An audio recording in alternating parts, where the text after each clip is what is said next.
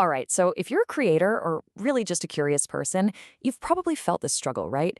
You want to share something deep, something with real weight in a world that just moves at the speed of a thumb flicking across a screen.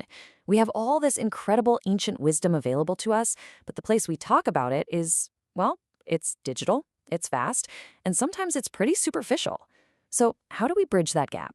That's really the big question, isn't it? How do you take a concept that's been around for thousands of years, something that's packed with nuance and tradition, and make it click for someone today without totally dumbing it down? How do you make content that's engaging but also deeply respectful of the source material? It's a huge challenge, and that's exactly what we're going to unpack. And this really says it all. On one side, you've got these ancient texts just bursting with layers and layers of meaning, and on the other, the clean, simple, immediate world of a YouTube video or a blog post.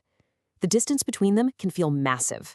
And to even begin to cross it, we first have to recognize that we're stepping into a bit of a historical minefield. Yeah, before you even think about hitting record or writing that first sentence, you're already dealing with centuries of historical baggage. A lot of these ancient ideas have been twisted, feared, and even used as weapons throughout history. And believe me, the echoes of that are still around today.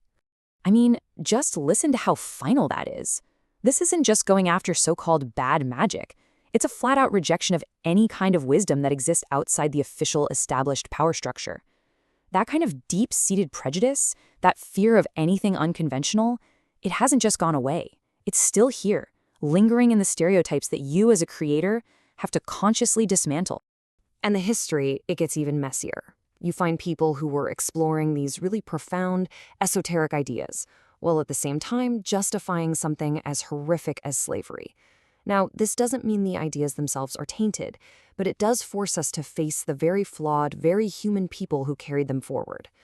As a creator, you just can't gloss over these uncomfortable parts. You have to handle them with real awareness. And language itself was turned into a weapon. Words like maleficium, or where the word nigromancer comes from, were designed to paint these practices as fundamentally evil and dangerous. This creates a huge hurdle for us today. You're not just explaining a new idea, you're often having to undo hundreds of years of bad PR before you can even get started. Okay, so with all of that historical baggage, how do we even begin? Well, the good news is we're not the first people to wrestle with this.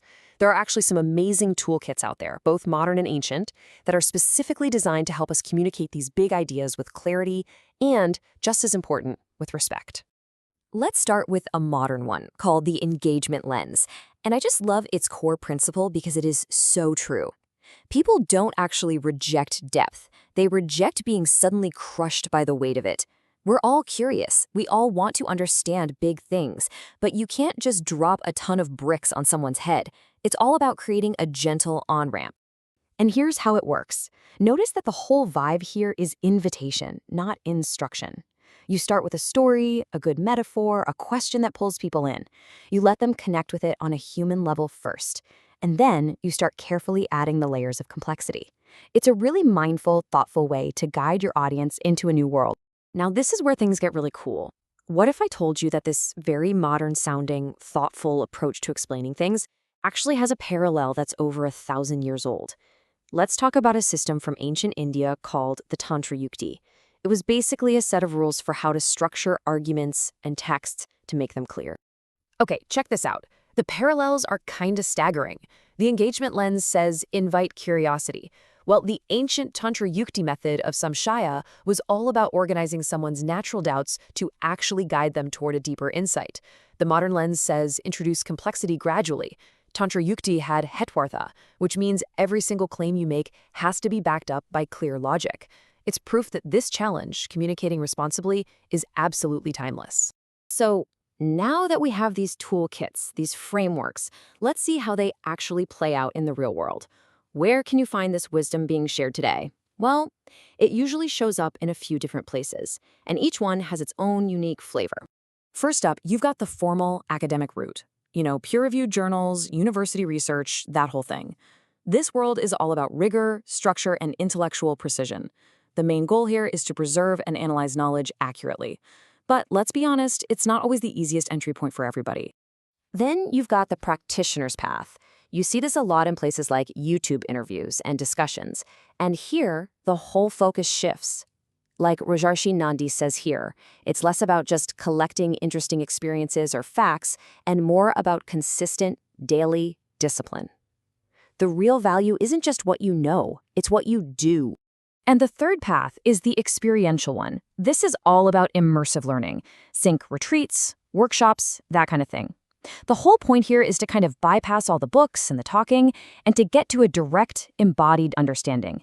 It's less about studying the map and more about actually walking the path yourself.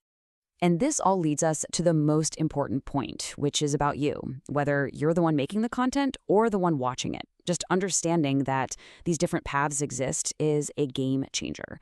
It helps you engage with this stuff way more consciously, and you'll get a lot more out of it. So here it is, your own personal toolkit. Next time you come across content like this, ask yourself these questions. Does it feel like an invitation or a demand? Does it celebrate discipline or just flashy, sensational claims? Be a conscious consumer. Understand the history, question where the information is coming from, and really allow yourself to connect with an idea before you start picking it apart. At the end of the day, we are just swimming in an ocean of information. It's everywhere. But information, well, it's not the same as wisdom. Wisdom takes work. It takes discernment. It takes context. It takes a conscious choice. So the final question I'll leave you with is this. In this age of endless information, how will you choose to seek real wisdom?